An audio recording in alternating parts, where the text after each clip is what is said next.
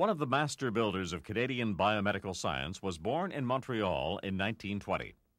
24 years later, Dr. Louis Siminovitch would graduate from McGill University with a Ph.D. in chemistry. To study life processes. I hadn't taken any courses during my university career in biology, but during my Ph.D. years, I decided that's what I wanted to do. After research fellowships in Ottawa and Paris, Lou moved to the University of Toronto in the early 1950s as a National Cancer Institute of Canada Fellow at the Connaught Medical Research Laboratory. He trained at the Pasteur Institute in Paris, as you know. He could have stayed there. He could have gone to many countries in the world.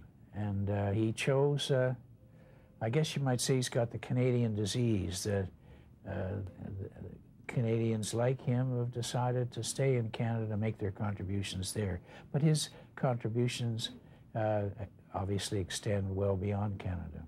His key leadership role enabled 3 outstanding medical research environments to be established: the Ontario Cancer Institute, the Hospital for Sick Children Research Institute, and the Samuel Lunenfeld Institute at Mount Sinai Hospital in Toronto. But in each of these cases, we were able to nurture new students, new trainees, new staff people that came in and built up a repertoire of scientists that are now spread right across the country, and some of them in the States. He's become the advisor of prime ministers, presidents, deans of a variety of faculties. At the University of Toronto, he was chairman and builder of the departments of medical genetics and university professor.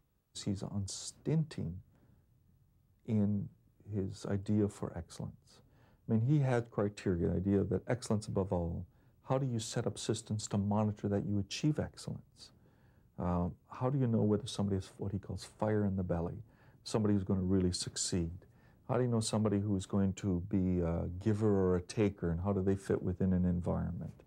I mean, he had all of these levels, and he's taught many people about those. We work together fairly frequently, and I consider him as my mentor in being a director of research.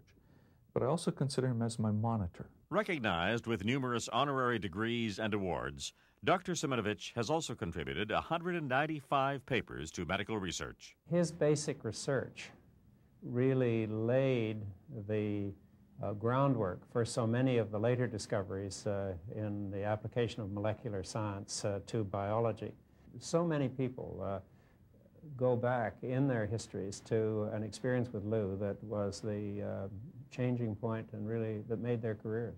He really has been the architect and father of the applications of genetics and microbiology to medicine in Canada. As a scientist, you have to be a little bit of a scientific entrepreneur. You have to take chances. You have to, if you know the answer to start with, there's no point doing it.